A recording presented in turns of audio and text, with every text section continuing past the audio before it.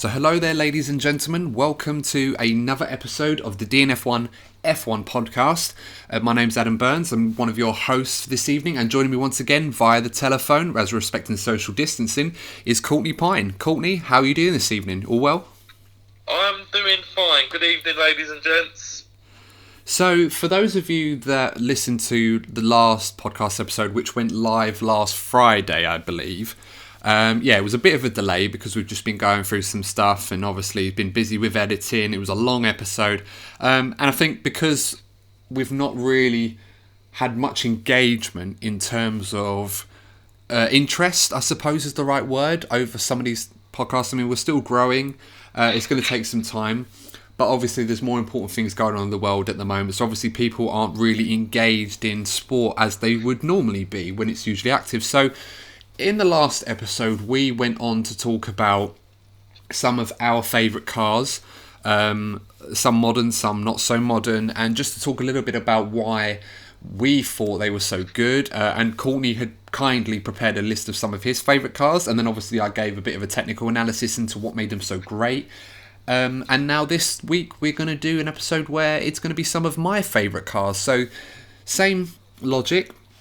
I've picked 4 cars from my all-time list, although I will admit some of the cars, Courtney, I think you'll remember, they would have easily been on my list if you hadn't already brought them up in last week's episode. Wouldn't you agree? Sorry about that.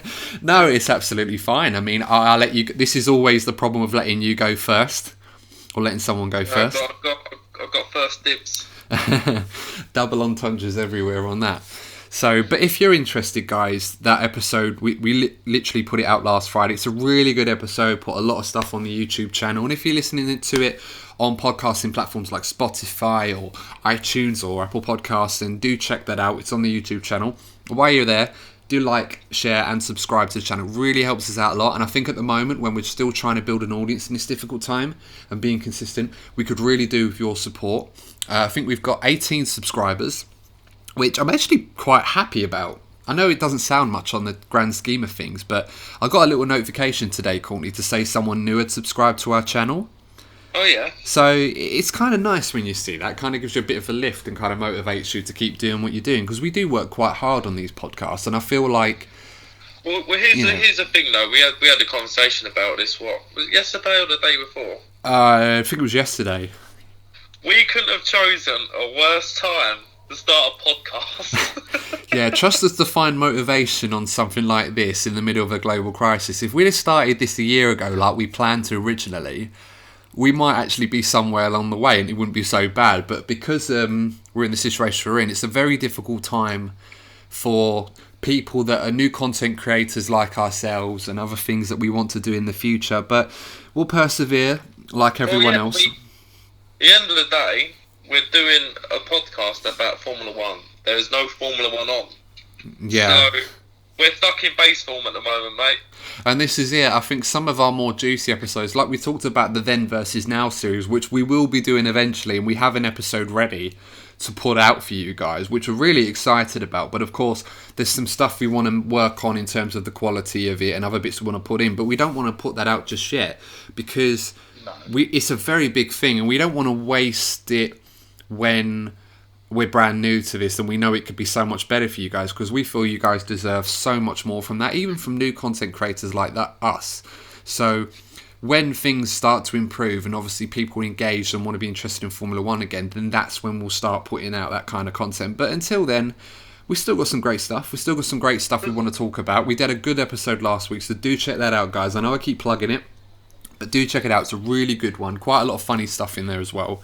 You can also follow us on social media as well. Courtney's done a lot of great work on the Instagram page, and that's DNF. Right.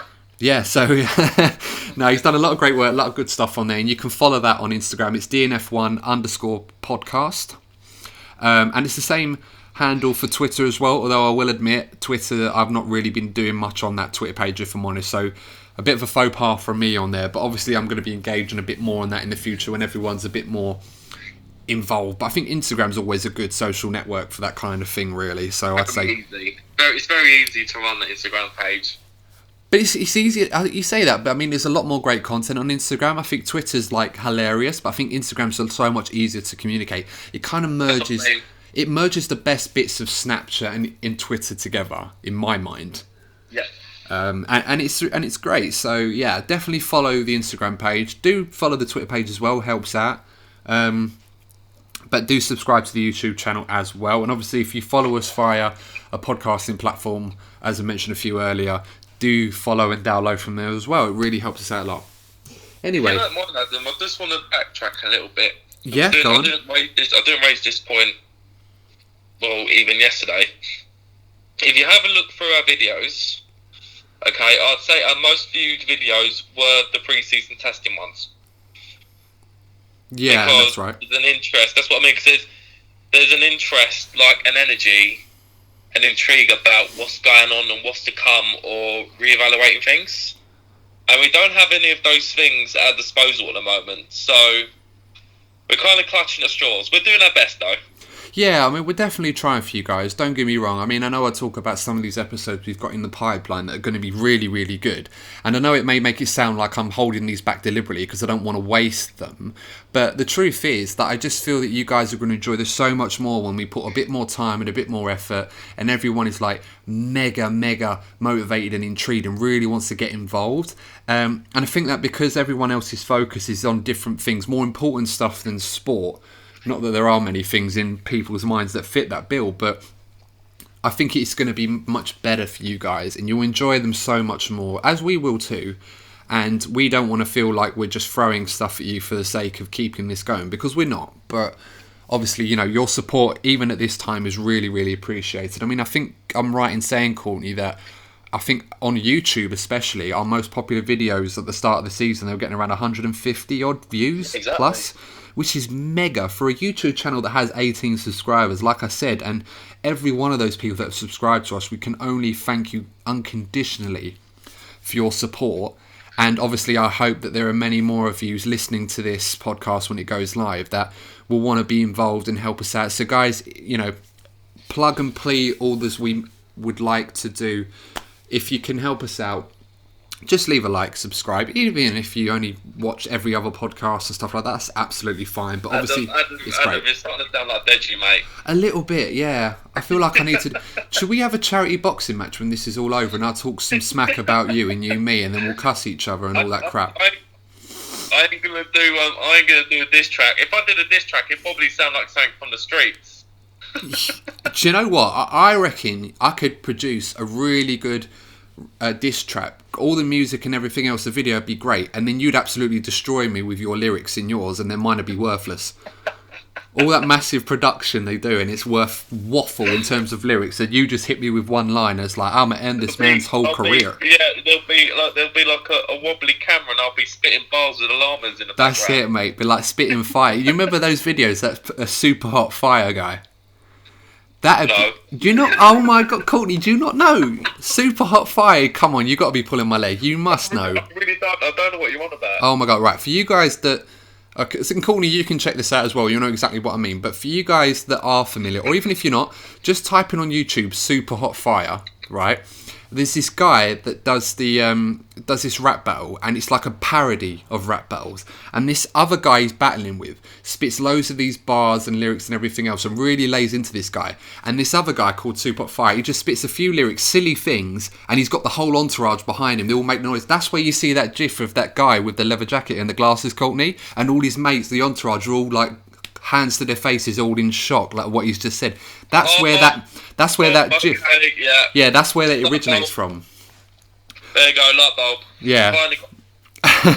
No, I was saying, because what he does, that'd be you to me. I'd put all the lyrics to you and say all these disses and everything else, and everyone's like, oh, okay, he's got some fire, and then you'll just say like 2 words, and everyone's like, oh, and that's it, end this man's career. So yeah, we'll probably put that in the pipeline a little bit later on when diss tracks start becoming popular again. I think that kind of died out a couple of years ago.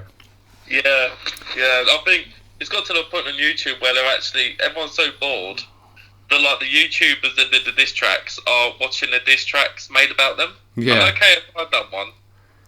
Yeah. Nah, I get you. That's the point it's got to now, isn't it? That people are rethinking their content because they can't really do much. I wonder if KSI might do that, because his old content was really good. Nowadays it's like, okay, but he's doing other things. So, fair play. Maybe he might try that. Food for thought. Some FIFA. I always think that he should react to Dragon Ball episodes. Yeah, he's a Dragon Ball fan. I'm sure there are a lot of people that do that. Fan, yeah. Ah, we should probably. Yeah, we're 10 minutes in and we haven't mentioned one thing about Formula One yet. We're just rambling. This is it. But yeah, no, definitely, guys. We appreciate your support, and obviously, the more that you guys can support us, the more we can do. So that's brilliant. Anyway, moving swiftly along to the bane of the episode, what we actually planned to talk about. So, as I said, last week we released an episode where Courtney gave us a list of his favourite Formula One cars, and between the two of us, we talked a bit in bits about what we liked about them, what we thought made them so special, and what we thought resonated with us the most. So this week, I'm going to put forward a few cars of my own list. So I've had a bit of a thought over this, and I'm not going to lie, Courtney, I know I sent you this list, but first things first, what do you think of my list? Are you impressed? Surprised? I like the fact that you've gone for some older cars, because I know the earliest I went for was the MP44, which was 1988. You've gone for some proper retro cars. I think what was great about some of these older cars, and I'll talk about this a bit more as we go along in this episode, was it just makes you appreciate how great and how ballsy some of these drivers were. Like, they had some massive serious cojones on them to drive these machines, and I think that was in the era of Formula One where cars were just so unsafe that you just expected, I think, if I'm right in quoting this, I think Niki Lauda said in the 70s that every year there was always a 20% chance every time you got into the car that you would not walk away from it, like you would die from a crash. And that's a surprisingly high percentage. You might think, 80% that you'll live. I can live with that. But if you think about that, on average, back in those days, in the 70s, 2 drivers from every grid used to die or suffer an accident that rendered them unable to compete again in Formula One. Nowadays, if you heard those kind of statistics, you wouldn't race. As simple as that. Or you wouldn't race under the current format. You'd have to reinvent the rules to a point where you would ensure that nobody could die from that sort of thing. And when we see innovations like the halo and the aero screens and other stuff that they've introduced to the monocoque and structure and all of that, that was unheard of back then. It's incredible. So I hope some of these cars on this list in particular, the older ones, you guys will appreciate the simplistic nature of them that made them so beautiful and elegant, but also the fact that these were just complete death traps. And these guys, this is why we talk about Formula One as being a dangerous sport. And even now, while we forget how dangerous it used to be and how far we've come, and these cars help to exemplify that message. They really do. So the first car on my list, without further ado, is the Lotus 49. The Lotus Type 49, which was back in the 1960s, 1967 to 1970. And Courtney, I'm sure you agree with me, when I look at this car, I do start to tremble a little bit when I watch this. It is absolutely beautiful, this car. Well, I think like around that time it kind of defined the era. It really did, yeah. When you think of Formula One cars in that era, that's one of the first cars that comes to mind. I mean, it's beautiful and elegant in every way. I'm sure. I mean, there's literally the attention to detail, I should say, that there's really little left to the imagination. It's literally as raw and bare as you could get in a Formula One car in terms of bodywork structure. To talk about this car in a little more detail, the Lotus 49, back from 1967, 1970, and this was back in the era where they never used to roll out a new car every time. Of course, they'd develop it and change things that didn't work over time through R&D. But you would find that some of these cars would race for 3 or 4 years at a time, if it was good enough. And this one was definitely good enough to do that. It was a car designed by Colin Chapman, very famous race designer. Colin Chapman was involved in Lotuses and some of the in Brabhams in the future, BRMs. Brilliant, legendary designer. Also, Maurice Philippe was involved in this one for the 1967 F1 season. It was designed around the Cosworth DFV engine that And these engines in particular, Courtney, these were like the pioneers, these DFE engines. They were so good that they would power most of the Formula One grid through the 1970s, in particular the Lotus 72, which was the famous black and gold Lotus that you guys would have seen. If you can remember the episode of Top Gear where Jeremy Clarkson, James May and Richard Hammond are in Spain on a holiday in their luxury supercars, so to speak. Not supercars, luxury cars. And the Stig did a lap around a track in Spain in a Lotus Type 72. That was the car he used then, and that was a brilliant piece of machinery. He dominated the early part of the 70s with Emerson Fittipaldi, but the 49 Lotus that come before that was definitely a great predecessor for it, with the Cosworth DFE engines. It was one of the first F1 cars to use the stress member drivetrain, and the aim of this was to reduce the weight. And it was the first car or drivetrain of its type that was copied widely by other teams. Most teams would be quite secretive about what they would do with their cars, but this one in particular was so popular and it worked so well that so many other teams tried to copy this and make it their own. This car in particular, famous, I mean, the list of drivers, Courtney, and you won't be surprised to hear this, it's illustrious just by looking at the names of the drivers that drove this car from that period. I'll just run a few lists of the names. So, in no particular order, Jim Clark, arguably to many people the greatest Formula One driver of all time. Definitely up there with the best of the British. Oh, in my mind, there's a lot of stuff about Jim Clark in particular where I could argue him to be the GOAT. I know people talk about the Senna, Schumacher, Hamilton as well in that argument, even Alain Prost to some degree. Jim Clark definitely belongs in that argument at minimum.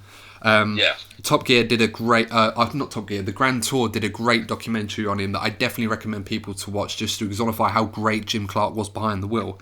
Other driver included the legendary Graham Hill, Mario Andretti as well, Jochen Rindt, Jo Stiffert, sorry, and of course Emerson Fittipaldi. And surprisingly, this car had 2 championship reigns, constructors and drivers, in 1968 and 1970, won by Graham Hill and Jochen Rindt respectively in 68 and 70, and the constructors title the same years. 42 Grand Prix it competed in, 12 wins, which is still very impressive. It might not seem like it's a great record, but it is really impressive. Well, it wasn't. You got to remember, Formula One wasn't so heavily regulated, so it wasn't so easy for teams to dominate. No, you're absolutely right. And then this was an era where the dominant teams of Formula One were the likes of Lotus, were very prominent, obviously. Tyrrell were very strong. BRM was a good team back then, and Ferrari had their moments as well in the early 70s. But so it was very difficult. I mean, we talk about the teams now. In some ways, there is a competitive nature of the top 3 teams, but back then it was just so difficult to win races, owing to the reliability as well. So to win almost a third of those Grand Prix at that era was very impressive nonetheless. This car won on its debut in Jim Clark's hands, and it also provided him with the last win of his career in 1968, sadly before his death in the F2 race. In the F2 race in Germany that followed in his career.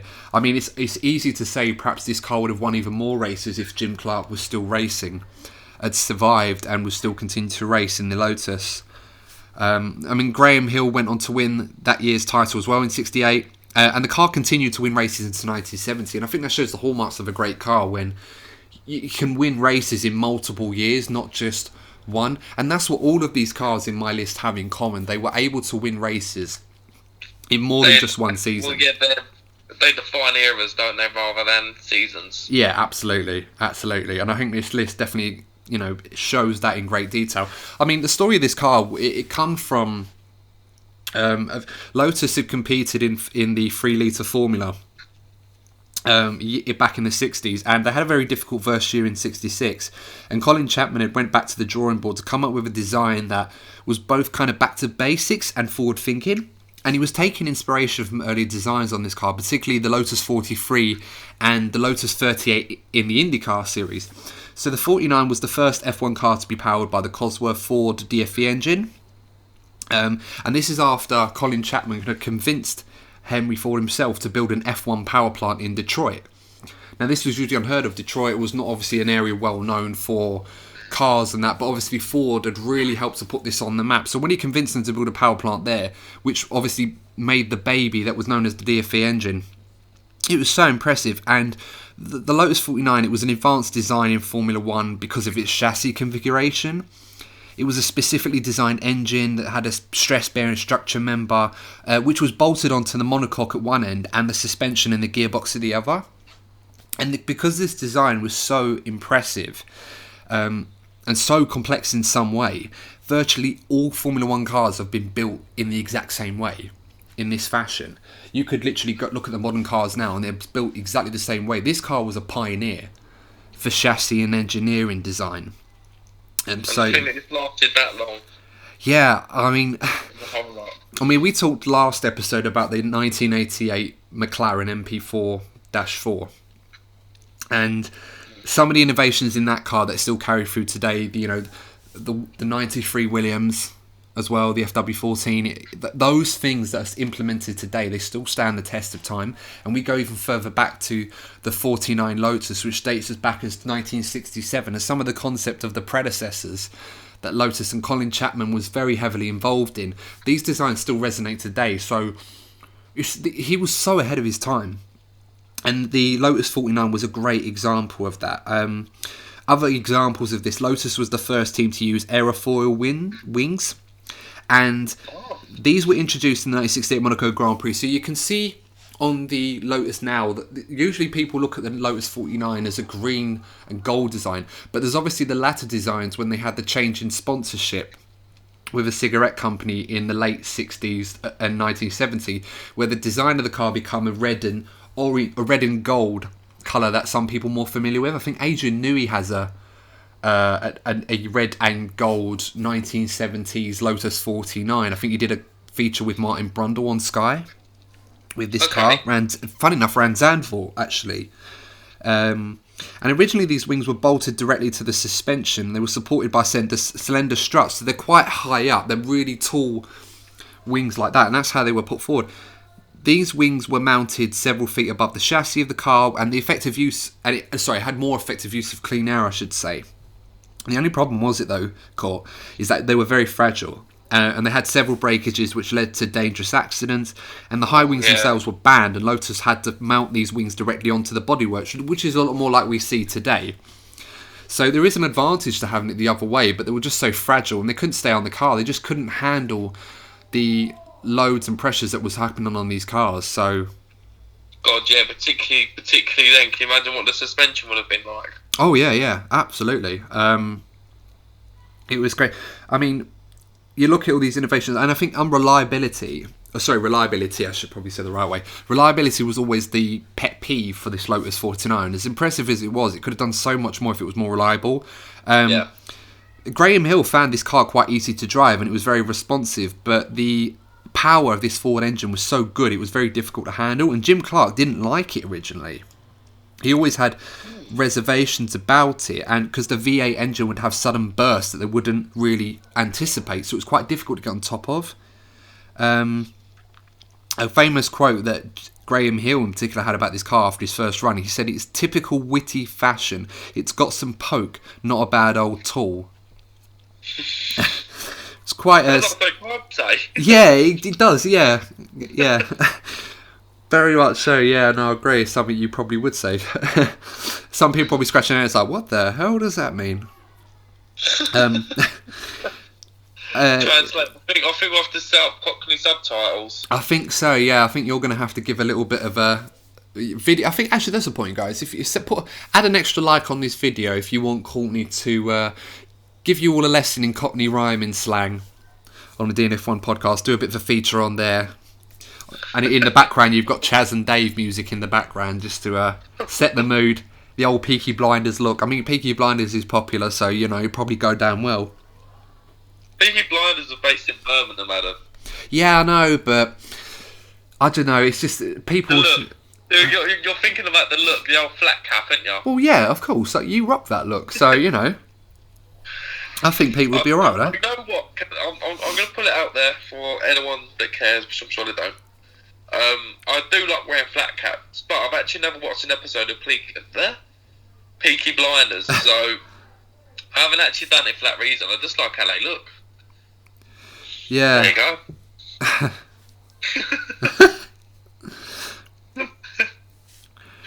We went off on a tangent.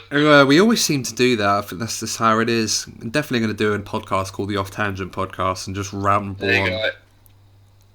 That's if we start a second channel, that's what we can call it. Yeah, that's true. That's a good point, actually. Let's see how that goes. We're innovating there. Yeah. So getting back to Lotus 49. So the Lotus 49 was, as it went forward, obviously was successful. It should have won more championships, perhaps. It really, in 1967, reliability issues with the DFE engine really had caused it problems. Obviously, there was spark plug trouble for Graham Hill in Belgium. The old Belgium track was like 8.7 miles long, I think. And then they had further issues at the French Grand Prix, which was the old Le Mans circuit. And I think Clark in particular, I think he famously ran out of fuel in Monza during that Grand Prix, and mechanical problems like that, it cost them that championship in 67. But obviously 68 was a better year for them. Cosworth and Lotus perfected their designs, and that was clearly the way forward for them. Jim Clark won the 1968 first Grand Prix that season, I should say, South Africa. But obviously, sadly, his death in Hockenheim had really... It hit the world hard because Graham Hill had to lead the team on from that point. It was a very difficult championship to continue after that. And it was the team was very much demotivated after that. But Graham Hill was able to keep their spirits up. You know, exemplary drives and a brilliant mechanic as well. You know, there was a few races in particular where he'd often come out of the car, get a spanner out and repair his car. I think Belgium was one of those, the spark plug issue. Refit it. I'd love to see that happen these days. What's that? A driver come out and work on their car halfway through? Yeah, possibly. Yeah, it would be interesting. I mean, you can imagine Kimi Räikkönen doing something like that. Hey. Yeah. Pass me the spanner. Yeah, it'd be like the steering wheel thing all over again. It's like, tell him to give it to me. Steering wheel. Claps the steering wheel here. Give me steering wheel. Hey. Steering wheel. Somebody tell him to give it to me. Come on. Move. Yeah, I mean, they wanted to replace the Lotus 49 with the Lotus 63, which was meant to follow it midway through the 1969 season, but that car itself turned out to be a failure, and they decided to improve the 49 with a 49C version, and they just pressed on with it until a suitable car could be built, and it took until the 1970s for that to happen with the Lotus 72 during the 1970 season. And it continued to race even then into 1971. So Wilson Fittipaldi finished 9th in the 1971 Argentine Grand Prix, and Tory Trimner finishing 6th in Alton Park, and that was the last time that car really made it had its curtain raiser there. Yeah. Interesting enough, of the 12 49s built, 7 of them still remain. So we're talking 50 years. Still got 7 of those cars. I think I did see one. I think the last of the 1967 cars still exists on display in the National Motor Museum in Hampshire. So if you're around, guys, do definitely check that out. It's still there on to see, and it's a beautiful car in its design, very elegant, and it's a great piece of Formula One history. Definitely one of the pioneers of the Formula One paddock. Most of the cars that you see today really much inspired on that design. And it was a brilliant car. Many legendary drivers, and of course, needless to say, Emerson Fittipaldi, the final world champion in 1970 in the Lotus. I don't know what much more I can say to do that car justice, but I would say definitely check that out. It's a beautiful car. And of course, it went to the red and gold design when a privateer cigarette company obviously had sponsorship, and sponsorships like that were very, very different then. They were very unheard of. Title sponsors, you see them everywhere in Formula One. Almost every team's got a title sponsor now that influences its livery design, and Lotus were one of the first back then.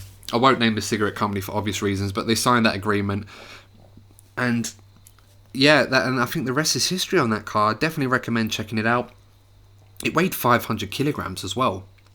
I mean, that's literally a toaster in Formula One. Well, considering the cars weigh up to 800 kilos more, and how much that weighed. It was just laid bare. There was no bodywork on it. It was literally just the monocoque area, and then you had all the gearbox and engine stuff exposed at the back. It was so great to see. It's a shame you can't see that now. Yeah, they were very different compared to what they're like today. Completely different. No carbon fibre back then. Definitely no carbon fibre back in those days.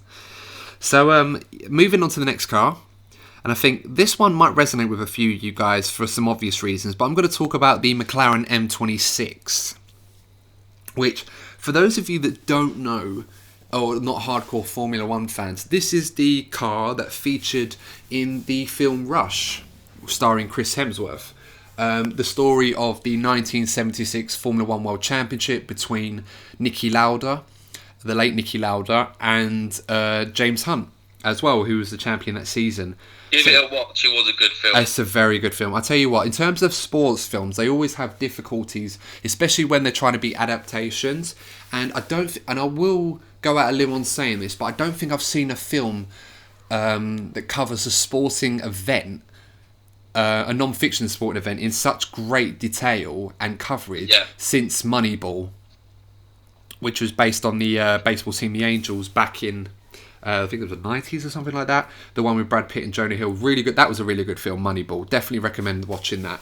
But Rush, definitely the best sporting film since that, in my opinion. And it's by far one of the best racing films. There was great racing films I've seen in the past, like Senna, but that was like a biopic more than anything else. This one's a really good film. It's really good storytelling as well. And also, I didn't really, because usually with sporting movies, you do pick up on bias, but I felt that they reflected both characters really well. Yes, absolutely, they did. There was no... Obviously, the film was centred around the story of James Hunt's success, but there's a lot of people, myself included, that would resonate very heavily with Niki Lauda, and in a way it exemplifies his legend in his own right as to why Niki was so great, and why a lot of people, we'll talk about James Hunt in such a good light, his racing driver. He's a fantastic racing driver, but I think for me, with Niki's story, as a part of that story, it just showed all of Niki's strengths in how he may not have been the most popular guy at the time in the paddock. There were a lot of people that weren't on his side for a lot of reasons. I won't go into too many, but some of them still exist today with some other current Formula 1 drivers as those reasons. But Niki's skills were legendary, and this M26, arguably, despite the fact it's one of my favourite cars, probably shouldn't have won the World Championship. It was obviously under some extreme circumstances in 1976 in the final race of the season in Japan, where Niki was driving in the Ferrari after previously dominating the championship, and of course he had his big accident at the Nordschleife at the Nürburgring when they used to drive around the full circuit rather than the modified version that's used today, a much shorter and safer version, where he had the big accident which nearly took his life. Thankfully he didn't, and he was obviously able to live very long until he passed away last year, sadly. And of course the police sirens would choose now. You think you think they wouldn't be around very often, but no, they still make an appearance around here. Just wait for that one to go by. Sorry guys, nothing I've done, but Anywho, so if you can hear some other noises of people shouting in the background, guys, I think my neighbours are having a bit of a fun. It's a lovely sunny evening in the UK. I think it's the hottest day of the year so far, and they're in their garden having a good time. So don't worry, they're all respecting social distancing there and having a good time anyway. Nonetheless, so we were talking about this car in particular, the M26 McLaren. As I was saying, it was a car that was introduced back in 1973. So this was another car that didn't start for a season. It was there for quite a few years. Again, another car with such an illustrious driver lineup. I'll run through some of the names as well. So you've got Denny Hume, Peter Revson, Jochen Mass, Mike Hallwood, of course Emerson Fittipaldi as well. He won it in 74, right? That's right, 1974, and that was also the year McLaren won the Constructors' Championship, and of course James Hunt winning it in 1976. Made his debut in the South African Grand Prix of 1973. This one, 83 races, 16 wins, 14 pole positions, 10 fastest laps. So not as formidable as some of the other cars on our list, but was still a very, very strong car. I mean, bear in mind, this McLaren M26 came into an era in 1973, which was massively dominated by Lotus and Tyrrell in particular. The Lotus 72 was one of the best cars ever. Dominated the most part of the early 1970s. Tyrrell was very, very strong as well. BRM was very strong. Ferrari had its moments, of course. Niki Lauda winning the 1975 World Championship that year and should have won in 76, but obvious reasons he didn't. It was introduced in the 1973 season. It scored pole position on its first outing with Denny Hulme in South Africa. Him and Peter Revson took 3 wins between them that season, and of course Jody Scheckter, another driver that actually nearly added a 4th win in that McLaren. I forgot to include Jody Scheckter, the 1979 world champion, only South African world champion as well, for those of you interested. And get this, Corny, it was the reason why it didn't happen is because at a British Grand Prix, he was responsible for one of the biggest accidents Formula 1 has ever seen. If you haven't seen this, guys, definitely check it out. But it's really dangerous. He spun his M23 in front of the pack. And it caused an absolutely huge pile-up. Thankfully, it was, well, I won't go into too much details. It's not one for the faint-hearted. I would say give it a watch, but of course, that's because I usually watch these sorts of things, so maybe that says more about me than... I'm trying to clock whether I've seen this. You might have seen this, but not... I mean, there's a lot of different videos, a lot of conflicting headlines to it to try and trigger people in, and sometimes it doesn't paint the full picture. But if you are curious, definitely check it out. I'll let you make your own minds on this one, although perhaps it's a bit of a risk me actually telling you to look at it. But watch with caution. Watch with caution, guys. So as I said, it was successful in 1974 when Emerson Fittipaldi did join McLaren from Lotus in 1974. And he used his great knowledge of driving the Lotus 72 to help McLaren develop that car and that season. And he gave it McLaren's first ever Drivers' and Constructors' Championships that season, beating Ferrari and Tyrrell and Lotus as well, which was great for them. It was a car where McLaren really had a difficult time in Formula 1. Had a lot of difficulties when they first came into the sport. I mean, people look at the McLaren story as a massive success. Of course, they talk about the late and legendary Bruce McLaren, the founder, who had won McLaren's first ever Grand Prix in 1968 in Belgium. And it was a massive struggle for McLaren. It was definitely a step-by-step process when they built a few cars back in the 60s. I mean, just looking at some of the illustrious models that they have, like the M7 in 1968, which Bruce won his first championship in. And they continued into the late 60s, but obviously the Tyrrells that Jackie Stewart was driving was just way too quick for them. And then obviously they had the M14 in 1970 that, again, it started well the season, but it just deteriorated over time. So there was a lot of lessons McLaren had to take from these cars.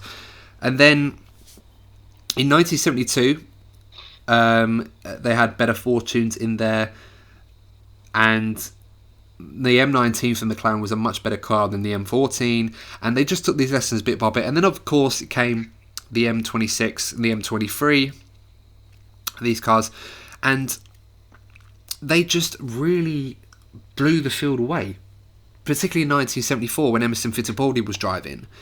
And what I really liked about this car, maybe it's something with me that it's kind of a bit of a nostalgia trip for me, and especially the Rush film definitely helps to that, but it's just that sense where the car itself, it just proved to be a real handful, and it changed variations over time. But there's just that sort of nostalgia feel to it, that romantic side of it, that just exonified British engineering with the M23. I should say, actually, I do realise, actually, earlier on in the broadcast, I did say it was the M26. We're actually covering the M23. The M26 came after that in the 77, so I do apologise, guys. If I did say the M26, I'm actually covering the M23. Oh, no, my notepad has failed me. Oh, no. I will not forgive you for this. Oh, well, never mind. I'm not re-recording this all again. That's just long. Yeah, don't you dare. Roll credits. Dun, dun, dun, dun. But I think, the M23 the final evolution of it in 1976, James Hunt made very, very famous, and this is what people remember more about it. The extended, they had so many different nose profiles on it that really worked for it in front of the rear. Obviously, the aero kick-ups in front of the rear wheels, the extended bodywork and the front of rear wheels, and it just had some real grunt about it. It was one of those cars where you can look at the Ferrari, the 312T chassis on the Ferrari, that elegance Ferrari always have, stuff that resonates with it, and McLaren was definitely pure British engineering, stuff that we hadn't seen since Lotus's domination. And McLaren finally started to get to grip over this long process with the previous cars, the M14, the M7, the M19, that didn't really work out for them. All those bits together to come up with the M23, and it was a real powerhouse. And in a way, I do feel that this car, as much as I like the look of it, perhaps we wouldn't be talking about it if James Hunt didn't win the World Championship in it. A lot of people...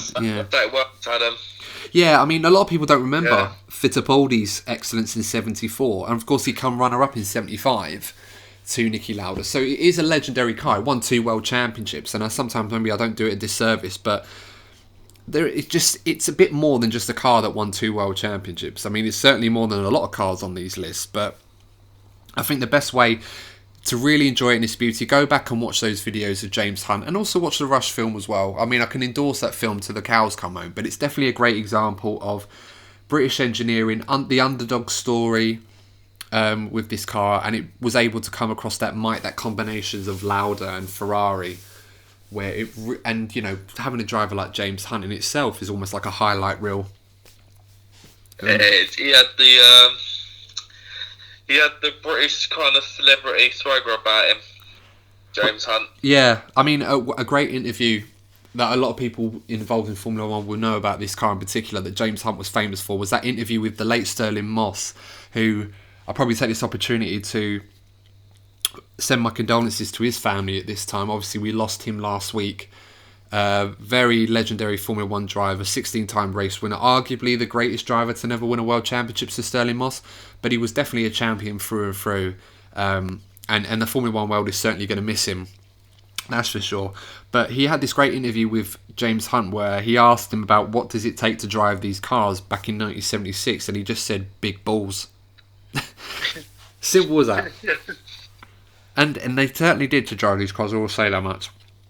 But yeah, the M23 McLaren definitely won for the Legend books. And it's at the McLaren Technology Centre in Woking. For those to see, so if you haven't gone on a tour, definitely make sure to check that out. It was definitely a great car. And one for the ages. You can go on like a classic F1 tour. I'd love to go on one of those. Go from Hampshire to Woking. That's it. Hampshire to Woking. Take it off the bucket list. Go to the Williams headquarters as well.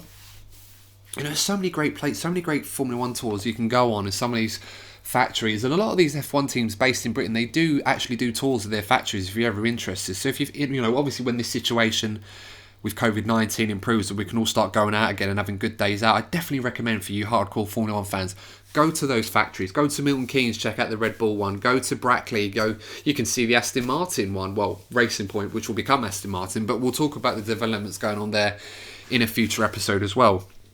Just keep an eye on the time in this one, because it's very quickly approaching 8 o'clock in the evening when we're recording this, and obviously it's a Thursday, so we're going to make sure that we're going to pause this when near at 8 o'clock and then clap for our NHS staff, who probably take the opportunity to say, thank you guys. If you are NHS staff and you're listening to this, we just want to thank you so much for all the work you're doing, and stay safe and keep fighting the good fight. Really, and hopefully the situation improves. Now, I'm glad that the world is actually, or this country is actually starting to take notice of the great work that these people do for literally zero gain. Oh yeah. So, moving on to the next car. Now, it's a bit of a toss-up for me because of how great these two cars were. I'm trying to think of... It's hard for me to split them, which, you know what, I'm going to do one before the other. I have to do one before the other, obviously.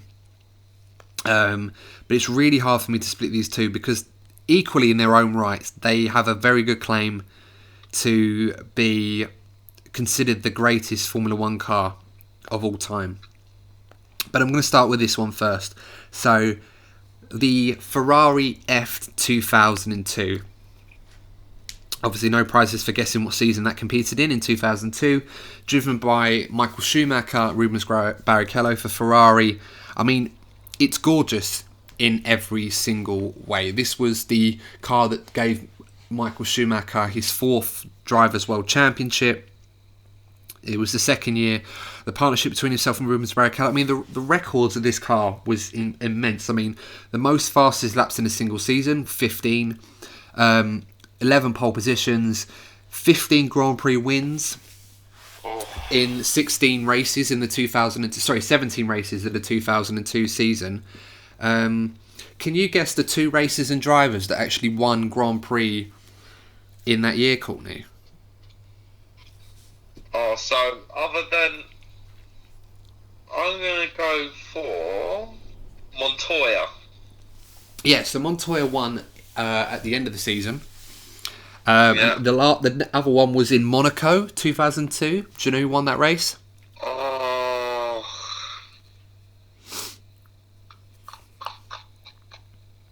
No, I can't think of anyone else. So it was David Coulthard. Who? Yeah, brilliant drive from David. He ended up finishing a second ahead of Michael Schumacher. So him and Schumacher, for most of that race, particularly in the second half, were having their own little Senna-Mansell battle. Back in, like they had in Monaco back in the day. I mean, yeah, it was staggering. I mean, we talked about in last week's episode, we talked about the McLaren MP4-4.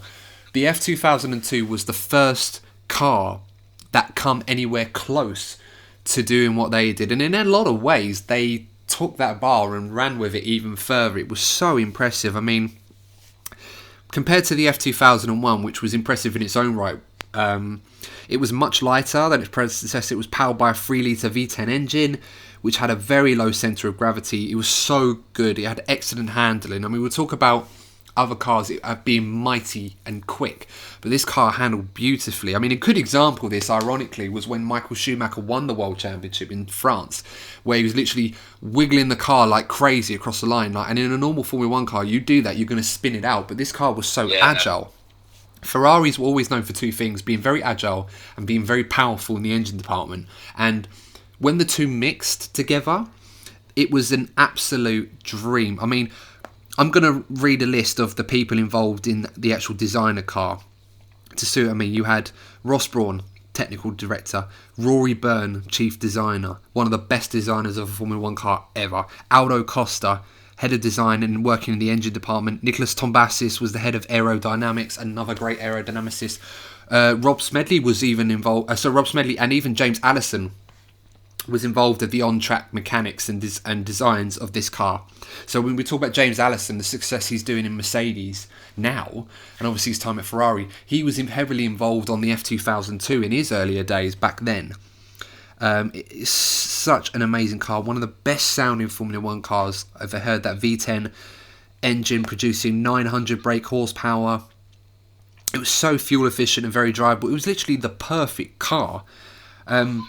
I'm not wrong in saying this either. I saw something interesting the other day when having a little bit of research more on this car. It was using the Pommery index system, and obviously I'm not going to explain what that is because that's quite complicated to actually explain it in simple terms, and I struggle with that in the best of times. Motorsport magazine did use this system, and they recently determined that the F2002 is the fastest Formula 1 car of all time.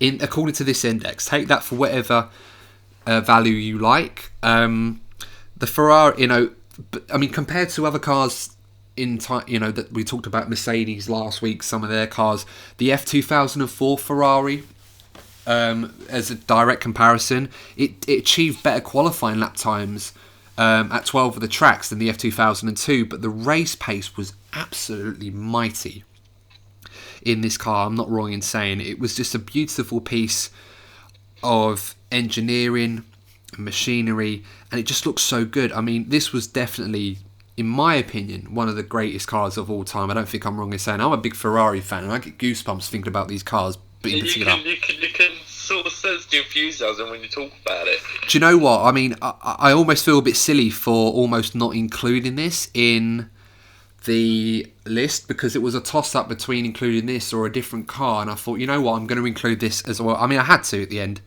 I feel almost a bit silly for not doing it. But well, no, the 2004 Schumacher had wrapped it up by Spa, hadn't he? yeah, he did. And in this championship, he wrapped it up in France. And this is, I believe I'm right in saying this to a degree, and I apologise if I'm not. Do feel free to correct me, guys out there listening, if I'm not. But this F2002 wrapped up the championship, the Drivers' Championship, in the fastest time. I don't think anybody had done it faster than Michael Schumacher had done it after 11 races into a 16 Grand Prix season. It's just incredible.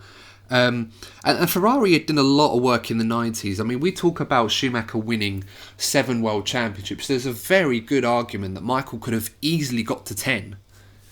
He could have done it. I mean, we talk about Lewis Hamilton, how great he's been and what the cars he's had. And I think in some ways, you know, there's always going to be that argument to compare the two. But in some ways, as impressive as Michael's 7 titles, he could have easily won 10. If it weren't for 99 when he broke his leg, the Ferrari in 1999 was, in my mind, was the fastest car on the grid. It was just because, and no disrespect to Eddie Irvine, but I mean McLaren were very close. But you saw that towards the end of the season how fast that car was when Schumacher had come back, and obviously that transferred into the F2000 that won the championship the year later. And they'd used the same concept design for the long time in the 90s, and of course they decided to replace the gearbox in this car, which made it ultra lightweight, high strength titanium. It reduced the weight by much as 15% and lowered the car's centre of gravity, which really contributed to having that compact design and great achievement in bodywork, and increased the aerodynamic efficiency of the rear. And that was such a big thing back in those days, considering how the rules were.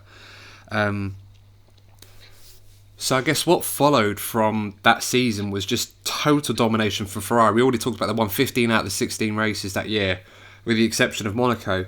I mean, it was literally a mirror image of the 1988 season that McLaren dominated so much. I mean, Schumacher had got 11 wins that year, Barrichello 4 himself.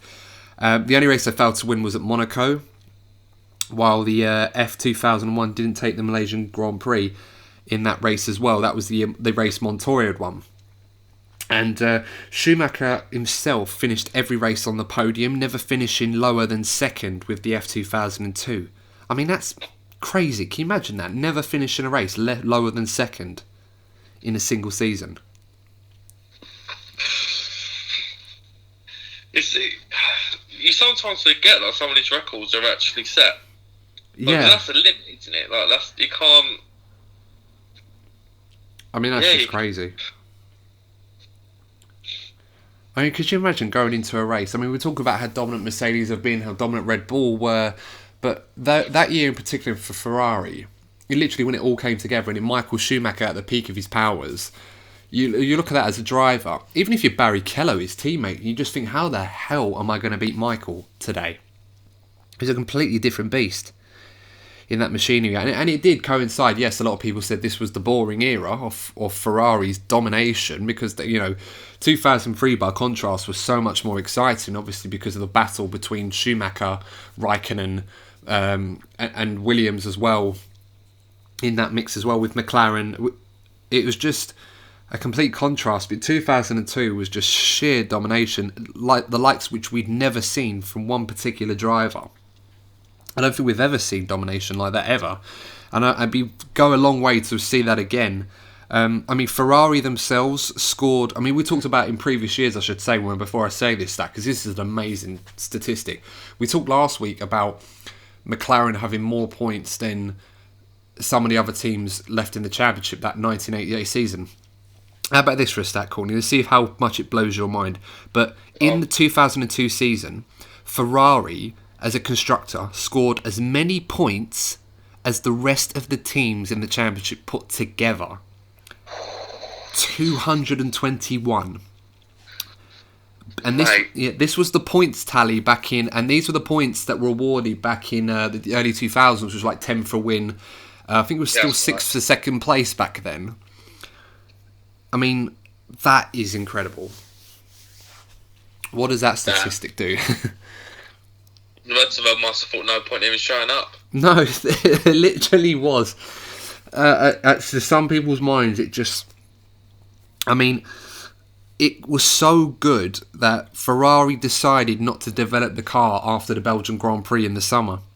And they were still significantly ahead of the field for the rest of the season. I mean, Schumacher and Barrichello were criticised for swapping finishes in Austria and the United States. And for those of you that were familiar with this, team orders were very rife for Ferrari during those times to help Schumacher win championships. So we see that a lot in Formula One, even now. We joke about the old Valtteri. Yeah, we joke about the old Valtteri, it's James comments and stuff like that, or Fernando is faster than you back in 2010 in Germany. But this is when team orders was really getting a bad rep. And in 2001, the year before, that was the famous race in Austria where Barrichello had a contract that he was about to sign and was ordered to let Michael Schumacher pass on the very last lap. And he let Michael pass him across the line. And it was met by a lot of boos from the crowd, and Michael himself was so disappointed. He had no idea what was going on. He at the time thought Rubens had a problem, was going slow, and Schumacher crossed the line. Almost to a point where he slowed down himself, but was then told, no, you have to win this race. And he ended up swapping positions with Rubens on the podium, if you remember that moment. I remember that, yeah. A year later, the exact same thing happened again. Rubens dominated the race. Schumacher was a lot closer to him, but once again, Ferrari ordered Rubens to let Michael through for the championship. And this one was even worse because this one was completely unnecessary, considering how dominant Ferrari were. I mean, at this point, excluding Monaco, Michael had won 9 races in a row in this season. And it was just ridiculous. And of course, United States Grand Prix as well. This was the race as well where they tried to orchestrate the grandstand finish, if you remember, Courtney, with the Ferraris coming across the line together. And I don't know if Michael Schumacher had made the mistake on this or if this was actually what was meant to happen. But he'd led the race in US when they were racing in Indianapolis. And he'd slowed down to such a degree across the line where Rubens had actually overtaken him across the line by a tenth of a second to win that race. As I said, it might have been payback for what happened in Austria, but in a weird, strange way, we could be talking about Michael Schumacher with 92 Grand Prix wins if it weren't for this. So it evens out, though, doesn't it? But it evens out. Yeah, absolutely. So, I mean, as I said, I can't tell if it was orchestrated to be like that. I mean, I thought it would have been Schumacher slowed down with Rubens just behind him. But yeah, it was quite amusing to see Rubens' name come up first on the classification sheet. I did remember watch that race, and I laughed my head off because it looked like I saw what they were trying to do, and then Rubens come across first, and it just seemed quite funny to see that. The F2002B, which was the B-spec version of this car that they raced in the early stages in 2003, it had 4 Grand Prix. So even then, it's funny how we talk about Formula 1 cars back in yesteryear where they had like 4 or 5 different versions of cars going to race. But they were very... it was very difficult for a lot of teams to actually get their new cars ready. You used to see, I don't know if you remember, Courtney, you used to see a lot of cars, they say, their new car's not available at the start of the season, they're going to race the old car for a couple of years, when the rules were a lot more relaxed. They didn't change that often. Or if they did, it was little things where they could put onto the previous car. And this car raced 4 races. This is why when you ever look at the stats, it says 19 rather than 16. So yeah, 3 races that season, I should say, before the F2003 GA took over. And it was still winning races in the 2003 season. Schumacher's last win was at the San Marino Grand Prix in the F2002 in 2003. So teams were still developing their cars for the 2003 season, and they still weren't able to catch up to the 2002 Ferrari, which hadn't been developed. It shows how far ahead they were. Yeah, it's crazy. I mean, we see stuff like this like now, but this was an absolute masterpiece. Rory Byrne was on top of his game. Ross Brawn at the helm. It was absolutely incredible. And Ferrari, despite their dominance with this car, I think a lot of people will go a long way in saying that this is arguably the best car that Ferrari has ever produced. Quite easily. Very, considering its sheer domination. Yeah. And in a weird way, it was quite surprising that Ferrari produced a car so good, and then the 2003 car, by comparison, was nowhere near as dominant as the 2002 car. I mean, it was an improvement, but the step forward other teams had made. And I think we should probably put into light that the teams back in 2002, by comparison, were nowhere near Ferrari, and they could have done a better job. But it was quite surprising how Ferrari went from a 2002 car that they were so good, changed it a little bit to 2003, and they had so many flaws, almost as if they rested on their laurels. It just goes to show sometimes how that can happen. Yeah, well, it happens. Complacency can kick in. Yeah, no, you're absolutely right. And I think with this 2002 car, for me, it's one of my all-time favourite cars. It's a real toss-up between that car and the car which I'm about to talk about, for obvious reasons, but it was the sheer level of dominance it had. It was unprecedented, and I can't think of many that could hold a candle to it. When you consider the all-time greats, it's definitely up there. Which brings me on to my final car, the F2004. Probably not a surprise for you, Courtney, for me to say that car. This was... Because I remember... Because obviously, when did we start secondary school? 2003. It was. So it was around that time, wasn't it? And I just remember you just being in love with the bloody Schumacher Ferrari combo. It was a beautiful time for me, growing up in school. That Ferrari dominance. Obviously, been a Ferrari fan for 25 years now since I've been watching Formula One. Always been a Ferrari fan. With Michael Schumacher.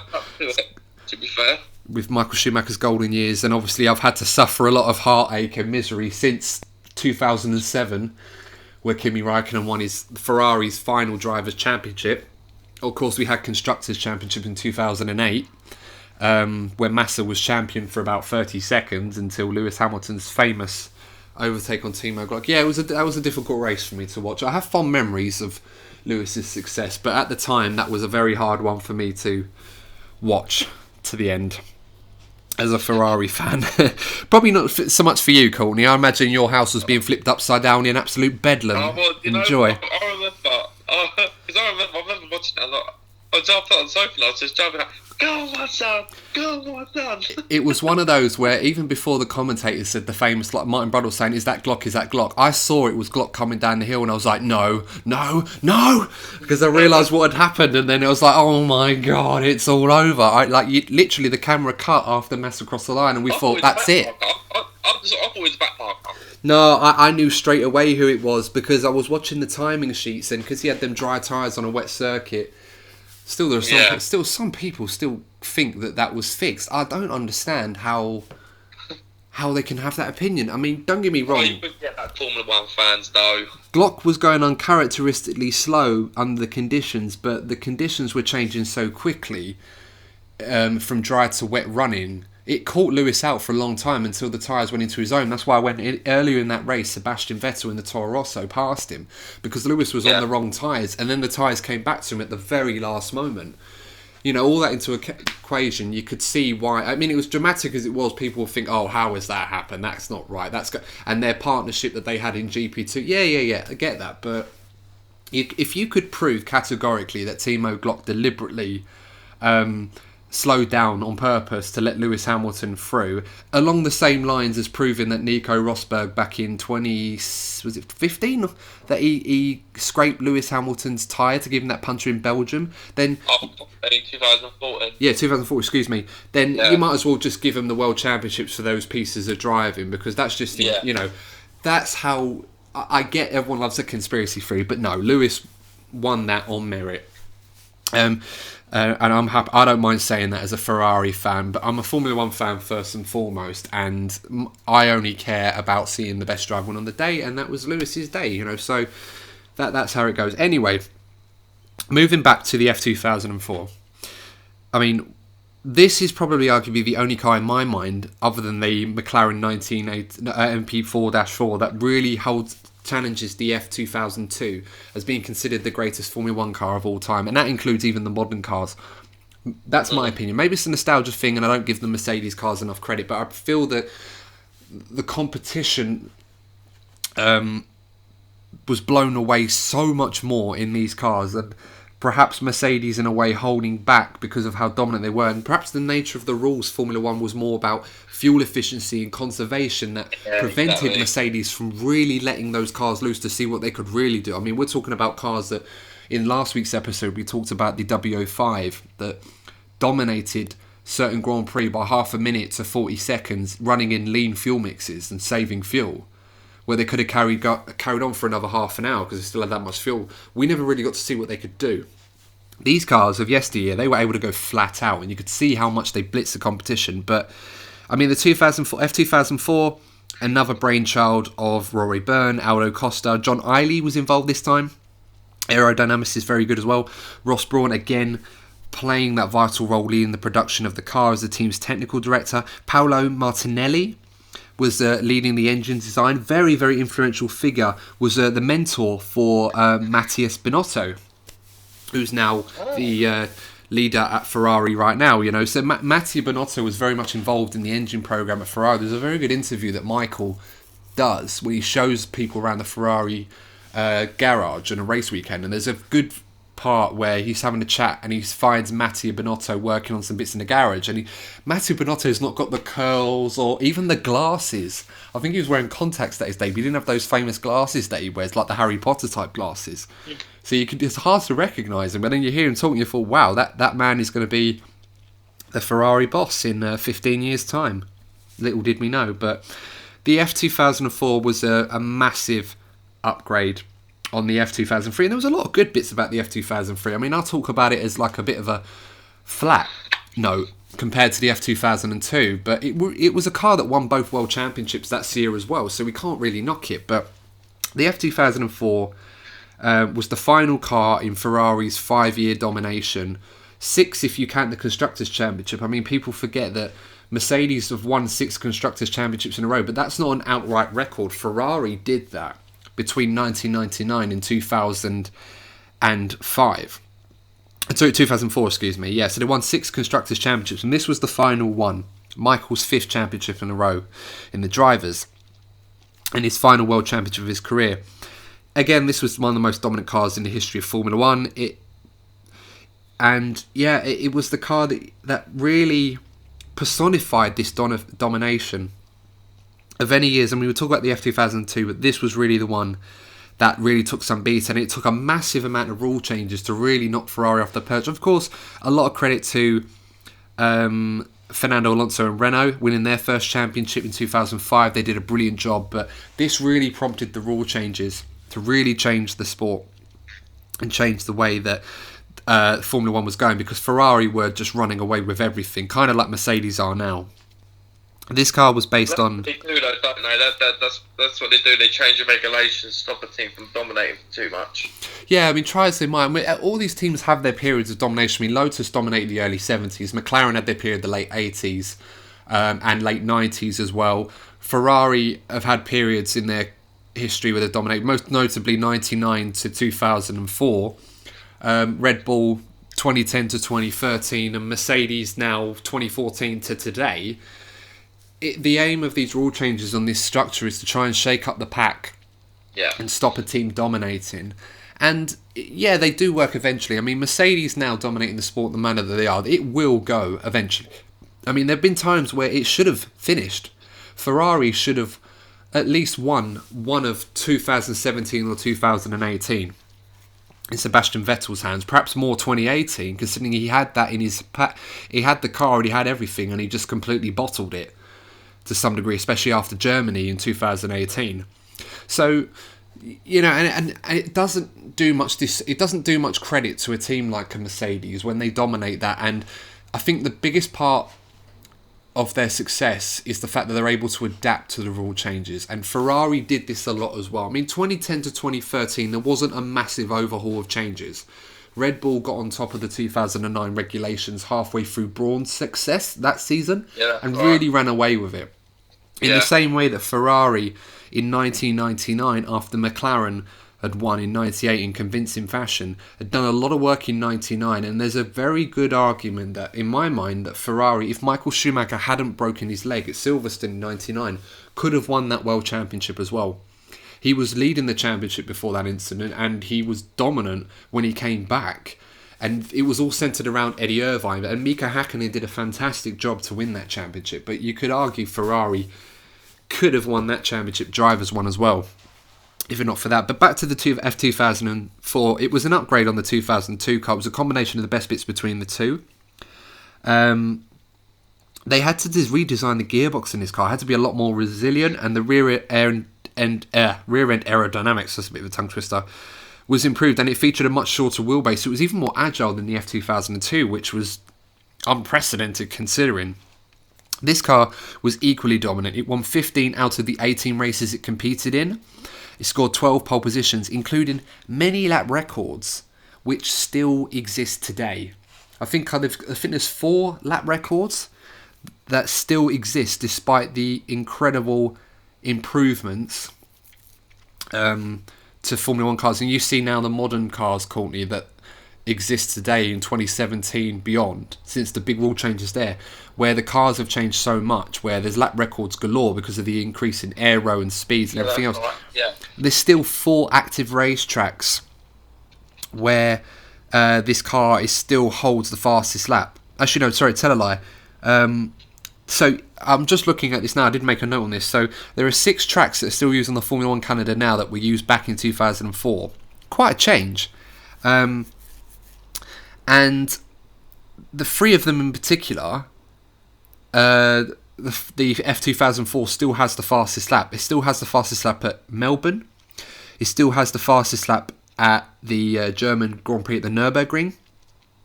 It also has the fastest lap at Monza and at Shanghai as well, and at Magny-Cours. So those 6 tracks, it still has the fastest lap, and 3 of those are still used on the calendar. Obviously Melbourne, Shanghai and Monza. The F2004 still has the outright fastest lap, which, I mean, that's incredible. Well, yeah, I think 16 years on.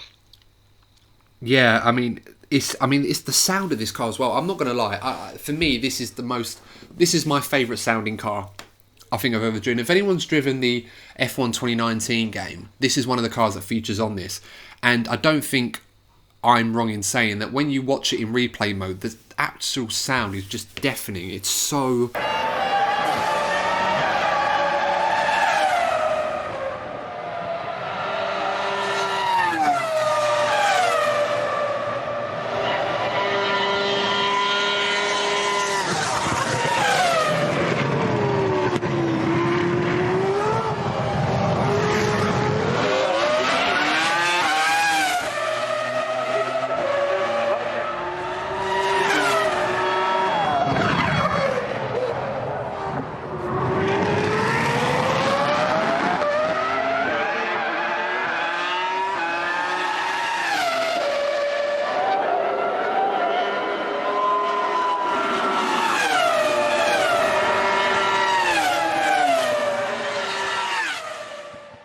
so much better. I mean, I wish there was a way we could bring these V10s back. I'd even settle for the V8s. You know, they weren't too bad, were they, Colt? They weren't too bad. Yeah, they're okay. I mean, compared to the V6s. I mean, the V8s didn't sound great under braking, I will admit. From the back, they just sounded like someone was throwing up. But I'd settle for those over the V6s. I mean, I'm used to the V6 turbos now, and that's how Formula 1 is going to go. That's just fuel efficiency. We're never going to get back to that era. But the V10 engines were just so good. In the F2004 in particular, the engine, I think it was like model 053, I think I'm right. And I don't know if you noticed this, but like that's like the era that non-F1 fans comment on when they talk about Formula 1. Yeah, they always talk about it because of the sound. Yeah. Yeah, it is. That is the sound. It's so funny. Reminds me. I just get like low key offended, and like in my mind, like they don't sound like that actually. Yeah, they don't. Like, I mean, I would love to play some like sounds on this, like from other clips on YouTube. But definitely have a look. Like V10 F2004 Ferrari engine. Just the sounds is it's so good. I mean, it was powered by it was a 3-litre engine back then, V10, churned out around 950 brake horsepower at 19,000 RPM I mean, compared to the current cars that do around 12 to 14,000 at their best, these do 19,000. You can imagine the sound they made, how high pitched it was. Again, it was a combination of Ross Brawn, Rory Burns designs. It was arguably one of the best cars I've ever seen. The main focus point was to reduce tyre wear and the rear suspension design on the F2003 GA. The problem with that car is that it just really struggled to run longer distances, so they really had to compromise their pace, but they got it right with the F2004. They were aware that despite winning the championship, they thought it might be an easy ride for them, but they worked their absolute arses off to make this car brilliant. 13 wins in a season for Michael Schumacher. In that season, won the championship in Hungary, again ridiculously early on. The only person that's matched Michael Schumacher's wins record in a season is Sebastian Vettel in 2013 in the Red Bull, when he dominated that year, as we said earlier. But of course, there were more races in 2013 than there were. So obviously Schumacher on average had more. 7 wins in a row between Nürburgring and Hungary, so not as impressive as the F2002 when Michael took 9 in a row that year. Barrichello only took 2 wins that season. Funny enough, Courtney, Barrichello said the only car he felt at Ferrari that really suited him more than Michael was the F2003. And he definitely fancied himself in that championship season, but of course wasn't to be for him. Maybe Barrichello's was better on the tyres. Yeah. No, you're absolutely right, yeah. It was just driving styles. I mean, Michael Schumacher's driving style used to make him go through tyres a lot more than Rubens. Exactly. Funny enough, in 2002, there was I think it was one Grand Prix, I can't remember where it was, where they had to have, all the teams had to have the same amount of tyres, and Schumacher went through so many that in order to get around it, they gave him more tyres but aggregated it over their drivers so that Schumacher, that it would work out that both drivers together would have the same number of tyres. There wasn't a rule that a driver had to have the same number of tyres, it was just the team. So Rubens didn't need that many tyres, so they just gave them all to Michael. Just to get around it. I mean, you can call that, whether you call that foul play or not, but that's just the way the rules were, and the aim of Formula 1 teams is to get around them as best they can, and that was just one of the ways Ferrari were very good. I mean, Ferrari back then, we talk about them almost meme-like, that they make these silly strategy calls or make mistakes or bottle decisions or are too hesitant and they make so many errors, but back then they were really on top of their game. As I said, this car broke so many lap records, as I mentioned already. It was something about this car that it was bulletproof as well. I mean, we talk about cars that were so reliable now. I mean, it's almost unheard of to see cars have these reliability issues to such a degree. Now, but back then, retirements were very rife for reliability, and I think I'm right. This F2004 only suffered 2 retirements, and they were collisions with other drivers. They weren't mechanical problems as well. I mean, Rob Smedley referred to it as the perfect car. It was a perfect blend of speed and engineering, aerodynamics and reliability. It literally was perfect in so many ways. Who knows if in Monaco, where Schumacher had that collision early on in the race in 2004, which Jarno Trulli won. We mentioned Jarno Trulli in last week's episode, and I've got to correct this because I mentioned it was 2005, 2006. So that's actually 2004 when he won that Monaco Grand Prix. See the old Trulli train in the Renault, full effect there. Yeah, you can't get around the Trulli train on the streets of Monaco. Yes, yeah. And it was such a brilliant car. I mean, interesting story, because obviously there's a lot of stuff to talk about this car and only so much time, so I won't go on forever about this, but I just want to take, if I can, guys, I'm aware of the time of this episode, and it's a long one, but, you know, I think given the nature of this, it's definitely worth your time. So if you've hung with us for this long, thank you very much. And if you've tuned in bits over a course of time, then that's equally great. So, you know, I appreciate that. But just an interesting story about this car. So when Ferrari were, during the winter after 2003 season, obviously they'd celebrated winning both championships again, but it was a real fight that they had with Kimi Räikkönen in particular, who'd only lost out by 2 points. And in a weird way, there's a very strong argument to suggest that if that McLaren was a lot more reliable, Kimi could have won the World Championship that year. Yeah. I think that's fair in saying. He was absolutely brilliant. He was at the peak of his powers, even better than he was when he won the World Championship in 2007. that definitely was peak Kimi Raikkonen. It really was. And this is why Kimi's remembered very, very fondly, not just for his antics in modern day on the radio that we hear a lot more. We never heard a lot of this before. I think the only time where we heard Kimi Raikkonen in interviews, which made him famous, other than the old Finnish trait where they just say one or two word answers like Mika Hakkinen did before him. You'd ask Mika a question and he'd just reply and go, yes. Like, that was it. But Kimi, yeah, it was. I remember in Brazil when Pele, the footballer, was going to be waving the flag to send the drivers off and wave the checkered flag, and he was doing some skills on at the front just to entertain the Brazilian crowd, and Martin Brundle went up to Kimi and said, "Oh, did you see Pele? What did you think of that?" And then Kimi said, "Oh, sorry, I was away. I was taking a shit. I missed it." on live television, as Kimi Raikkonen so often does. I'm going to put that clip on the video. I'm gonna look for it. It's there. It's well known, but I'll put it on there for you guys to check that out. I mean, that's worth a like, if anything, other than the steering wheel comment as well. But yeah, with Ferrari, they had a long winter, and there was a lot of work there to do with this F2004. They knew that the F2003, they were very, very fortunate to win the championship. The Constructors' Championship, they had that in the bag, but the Drivers' Championship, Michael Schumacher, very fortunate that year from Kimi Raikkonen and McLaren, and they did a lot of work. And what happened was when they tested the F2004, obviously back then we didn't have pre-season testing like we do now. The teams don't all get together. They used to have their own bases, own tracks. Ferrari famously used to use Fiorano, Mugello, and even Imola, where they did the races. They were able to do testing there. And when they went there, it was a very interesting test because they did their runs on the simulation. And it was to check out the aero and the dyno to check out the engine. They run the numbers as you do to try and get the performance. And the story goes like this. So the F2004's potential was very evident from the start. And I'm quoting an article from Autosport for those of you that aren't familiar. When I'm saying this, I'm quoting it for them.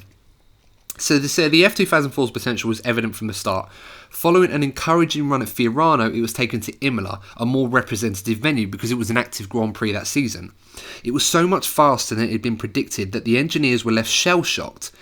I remember at the first shakedown, we were doing lap times that didn't match our simulations, said Baldisseri, one of the lead engineers on the car at the time. In those times, they were not so sophisticated simulations, but considered the ambient temperature, we were completely off, but in a good way.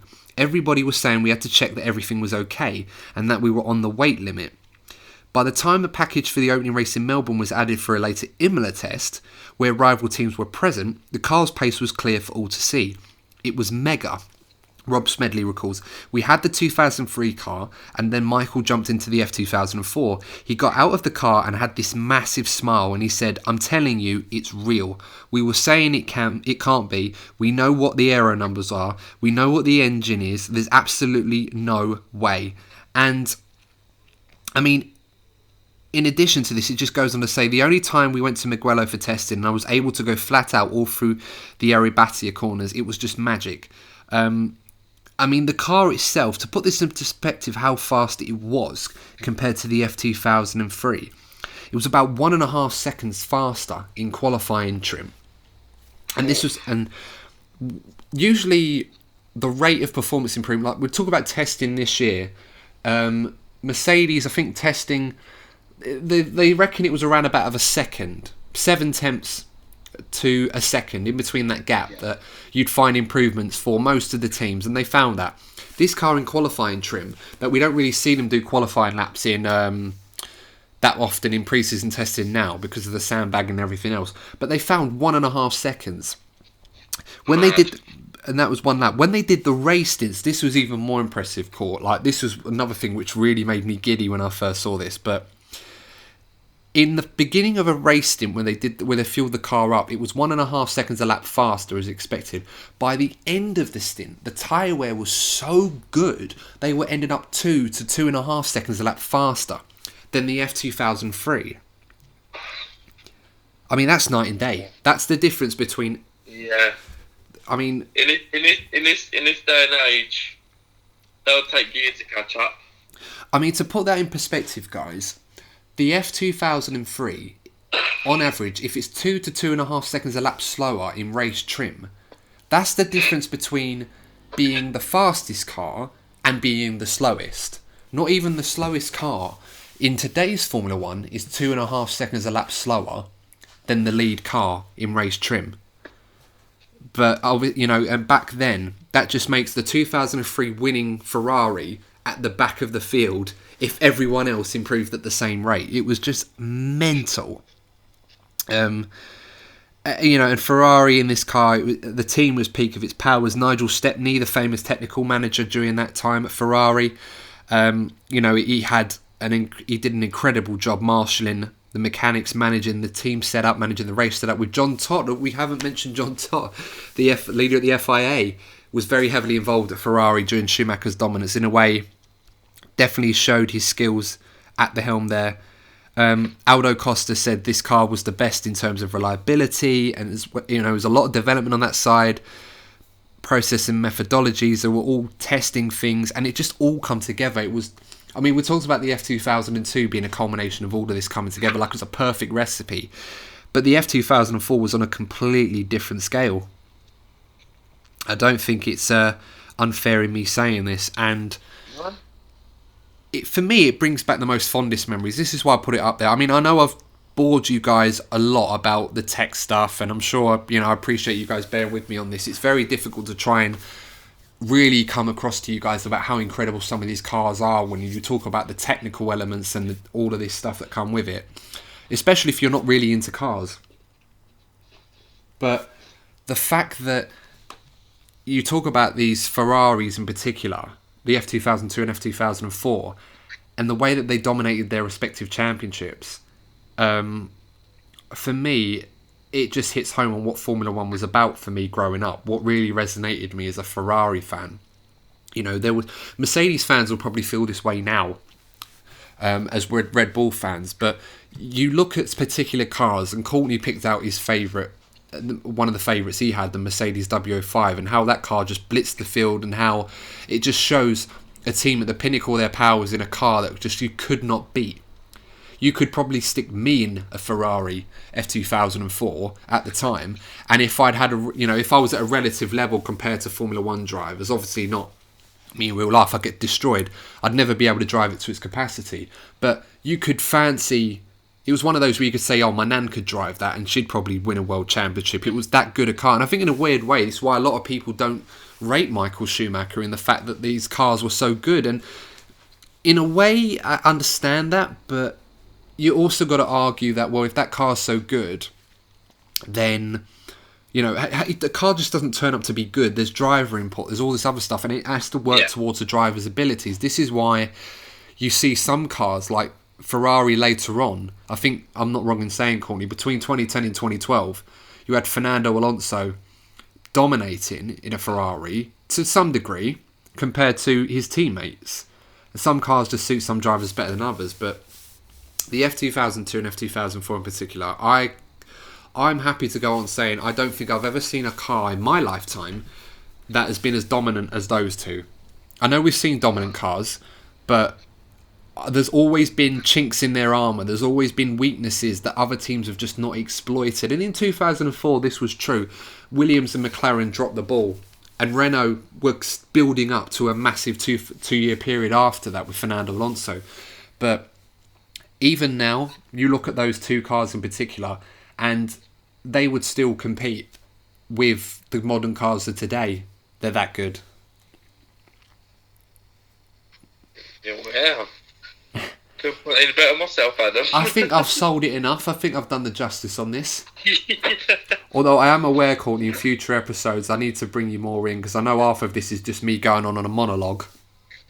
And I apologise, guys, because I know Courtney's the one that brings in the viewers, not me. I'm like the James. Don't make me swear. I'm like the James May to your Jezza.